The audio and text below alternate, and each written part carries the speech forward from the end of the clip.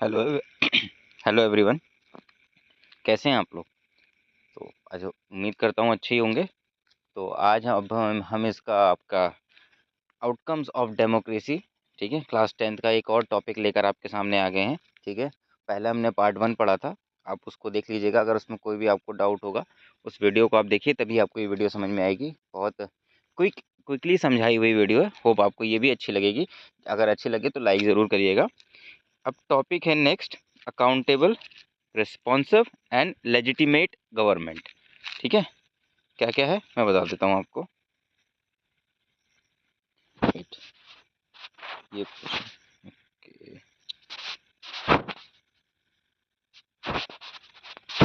ये accountable, responsive and legitimate government. Legitimate का मतलब क्या होता है? लेजिटिमेट का मतलब होता है चीज़ जो ओरिजिनल हो। ठीक है ना। अकाउंटेबल का मतलब जवाबदेही होता है। ठीक है, आप कहीं लिख लीजिए अगर आपको प्रॉब्लम होगी। अकाउंटेबल का मतलब जवाबदेही, रिस्पॉन्सिव का मतलब जो रिस्पॉन्स करती है, जो आपको चीज़ों पर रिएक्ट करती है। ठीक है, और लेजिटिमेट मतलब जो सही है। ठीक है ना, जो असल क्या बोलते हैं ना, रियल वाली चीज़, वो उसको हम क्या बोल देते हैं। तो क्या है? Accountable, responsive and legitimate government.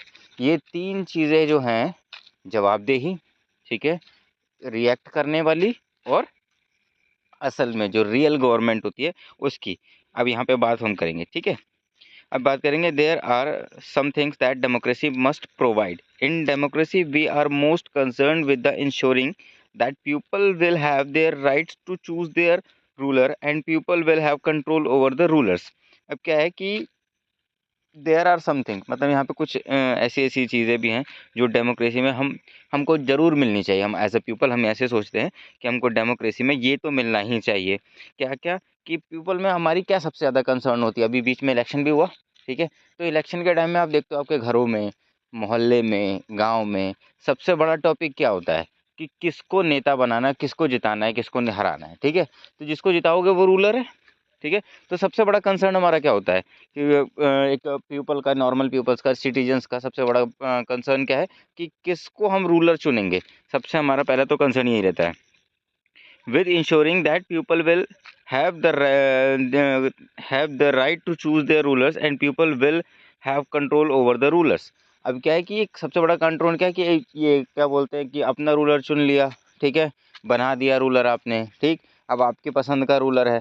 अब क्या है कि कंसर्न दूसरा क्या होता है कि हमारा कंट्रोल होना चाहिए उस पे, मतलब हमारी हमारे हमारे प्रति वो जवाबदेह होना चाहिए। हम होता है ना, किसी चीज़ को हमने किसी को रिस्पॉन्सिबिलिटी दी है कि आप ये हमारा काम करेंगे, तो हम क्या करते हैं, उससे हम क्वेश्चंस पूछते हैं। हमारे अधिकार हो जाते हैं ना, राइट होते हैं, उससे पूछ लेते हैं चीज़ों को, है ना। ठीक है, आगे क्या है? Whenever possible necessary citizen should be able to participate in decision making that affects them all. ठीक है, दूसरा क्या है? क्या बोलते हैं कि अब यहाँ रूलर तक बना लिया, हम उसकी जवाबदेही भी हो जाती है। ठीक है, citizen should be able to participate. अब जो लोग हैं उनका पार्टिसिपेशन भी इम्पॉर्टेंट होना चाहिए। ठीक है ना। अब वो कैसे है कि इन decision making that affects them all. अब यहाँ पे ना हमारे इंडिया में थोड़ा सा डिफरेंट है। हम पार्टिसिपेट कर लेते हैं, जैसे अभी बीच में किसान आंदोलन हो रहा था, तो ये क्या है? पार्टिसिपेशन था कि भाई डिसीजन मेकिंग बदलो, हमारे फ़ायदे की नहीं है, तो हम एक्सेप्ट नहीं करेंगे। तो ये क्या है कि डिसीजन मेकिंग को बदलना, पार्टिसिपेट करना ही तो है एक तरीके से। आपको डायरेक्ट आप पार्टिसिपेट नहीं कर रहे हैं, बट इनडायरेक्टली आप पार्टिसिपेट उसमें कर रहे हैं। आप डिसीजन को अफेक्ट कर रहे हैं, कर सकते हैं, क्योंकि आपका अधिकार है ना। डेमोक्रेसी में मिला हुआ अधिकार है ये। आगे, therefore the most basic outcome of democracy should be that the produce a government that that is accountable to the citizen and responsive to the needs and expectations of the citizen।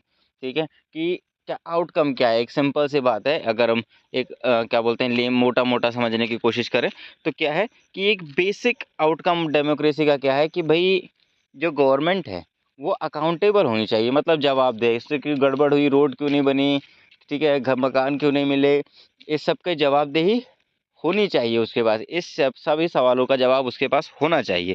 ठीक है, दूसरा, ठीक है, responsive होनी चाहिए कि कहीं कहीं पर रोड बनाने की ज़रूरत है तो वहाँ पे रोड बनाकर दे रही है, सिटीजन्स के प्रति उसका एक रिस्पॉन्स होना चाहिए कि कहीं पे रोड, कहीं पे मकान, कहीं पे नल, कहीं पे शौचालय, जिस भी चीज़ की नीड है वो नीड वो प्रोवाइड कर रहे हैं, ठीक है ना। तो ये क्या है, बेसिक आउटकम्स, ठीक है ना। और ये हमारी एक्सपेक्टेशंस भी होती हैं गवर्नमेंट के साथ, ऑब्वियस सी बात है ना।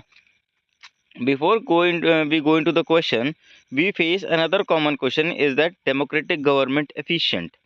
It is effective. Some people think that democracy produce less effective government. It is of course that true that non-democratic democratic rulers do not have bother about deliberation and assemblies, ठीक है। अब यहाँ पे एक question, अगर हम कोई और क्वेश्चन या और किसी डाउट में है उससे पहले ही क्वेश्चन ये बन जा रहा है कि क्या डेमोक्रेटिक गवर्नमेंट एफिशिएंट होती है।